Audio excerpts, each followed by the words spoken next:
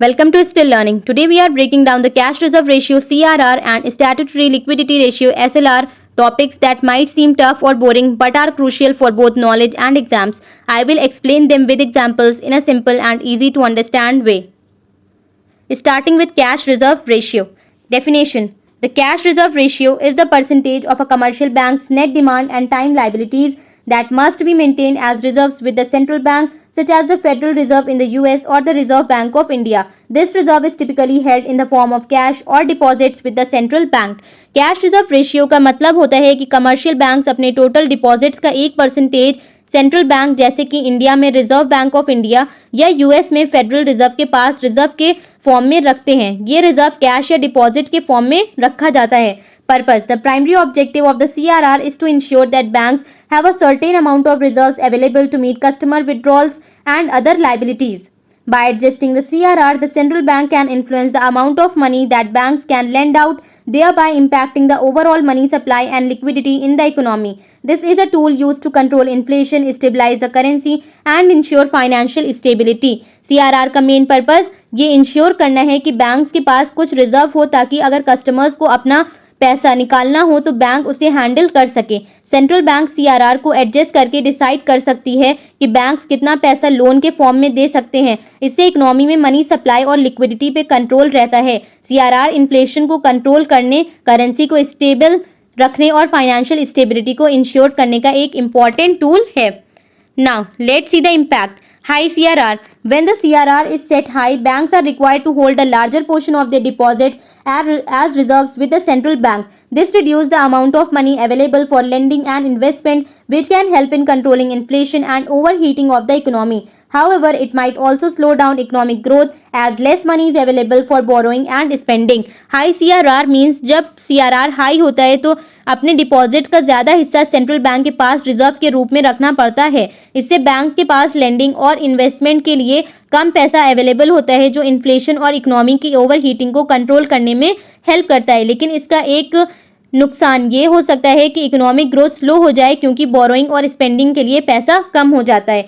On the other hand, low CRR includes conversely a lower CRR means banks have to hold a smaller percentage of their deposits with the central bank, allowing them to lend more. This can stimulate economic activity by increasing the money supply, but if set too low, it may lead to higher inflation or financial instability. जब CRR लो होता है, banks को अपने deposit का कम हिस्सा central bank के पास reserve के form में रखना पड़ता है जिससे वो ज़्यादा लोन दे सकते हैं। इससे इकोनॉमी में पैसा सर्कुलेट होता है और इकोनॉमिक एक्टिविटी इंक्रीज होती है। लेकिन अगर CRR बहुत लो हो तो इन्फ्लेशन बढ़ सकती है या फाइनेंशियल इनस्टेबिलिटी हो सकती है। Next, for an example, the central bank that is reserve bank of India sets the CRR at 4% bank situation. A commercial bank has total deposit of rupees 200 crore. Calculation. CRR requirement is equal to 4% of 200 crore, that is CRR requirement is equal to 8 crore.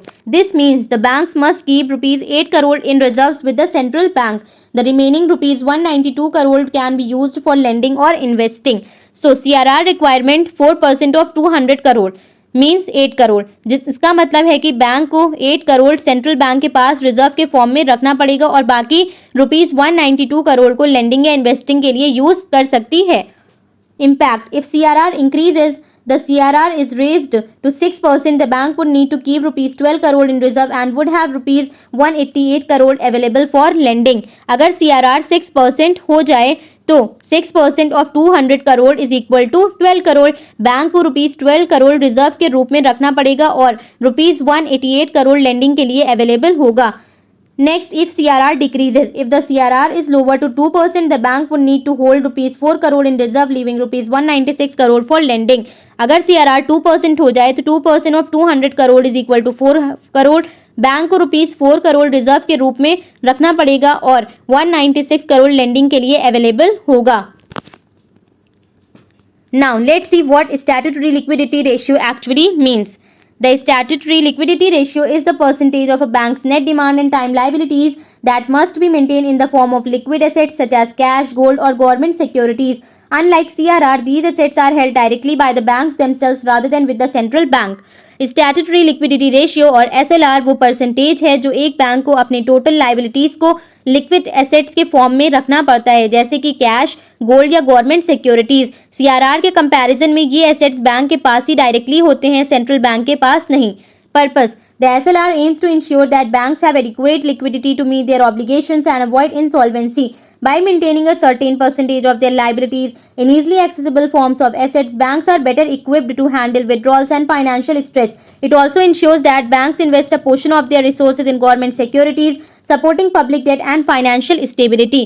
SLR का main M ये है कि banks के पास enough liquidity हो ताकि वो अपने obligations meet कर सकें और इंसॉल्वेंसी से बचा जा सके। इससे बैंक्स इजीली एक्सेसिबल एसेट्स को मेंटेन करके विड्रॉल्स और फाइनेंशियल स्ट्रेस हैंडल कर सकती हैं। एसएलआर ये भी इंश्योर करता है कि बैंक्स अपनी रिसोर्सेज का एक हिस्सा गवर्नमेंट सिक्योरिटीज में इन्वेस्ट करें, जिससे पब्लिक डेट और फाइनेंशियल स्टेबिलिटी को सपोर्ट मिलता है। Next, moving further to the impact, high SLR.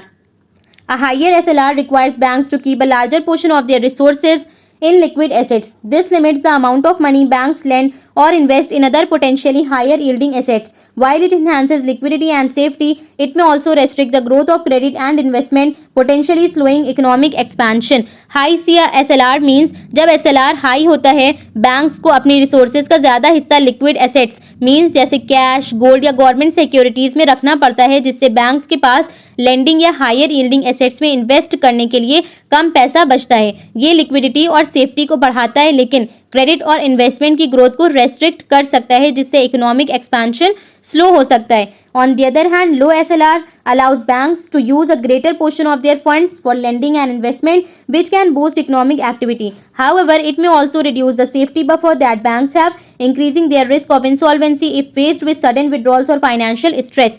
जब एसएलआर लो होता है, बैंक्स अपने फंड्स का ज़्यादा हिस्सा लेंडिंग और इन्वेस्टमेंट के लिए यूज़ कर सकती हैं, जो इकोनॉमिक एक्टिविटी को बूस्ट कर सकता है, लेकिन ये सेफ्टी बफर को कम कर देता है, जो सडन विड्रॉल्स या फाइनेंशियल स्ट्रेस के केस में इंसॉल्वेंसी के रिस्क को बढ़ा सकता है। SLR example scenario: The central bank sets the SLR at 18%. Bank situation: A bank's net demand and time liabilities total rupees 300 crore. Calculation: SLR is equal to 18% of 300 crore.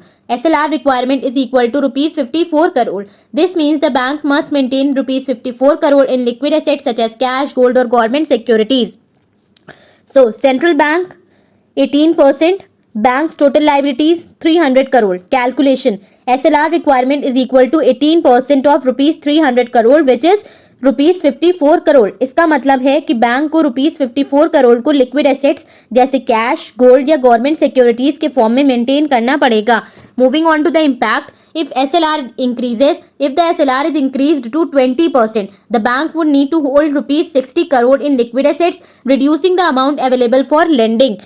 So suppose अगर SLR बढ़ाया जाए to 20%, SLR requirement is equal to 20% of rupees 300 crore which is rupees 60 crore. Bank को 60 crore liquid assets के form में रखना पड़ेगा, जो lending के लिए अवेलेबल पैसा को रिड्यूस कर देगा। Next, if SLR decreases, if the SLR is decreased to 16%, the bank would need to hold rupees 48 crore in liquid assets, freeing up rupees 12 crore for additional lending or investment. अगर SLR कम किया जाए to 16%, so SLR requirement is equal to 16% of 300 crore which is rupees 48 crore.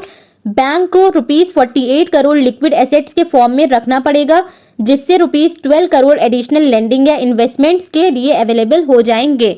So that's it. I hope this explanation gives you a bit understanding of the topic. Leave your queries or reviews in the comments. Your reviews are much valuable and appreciated.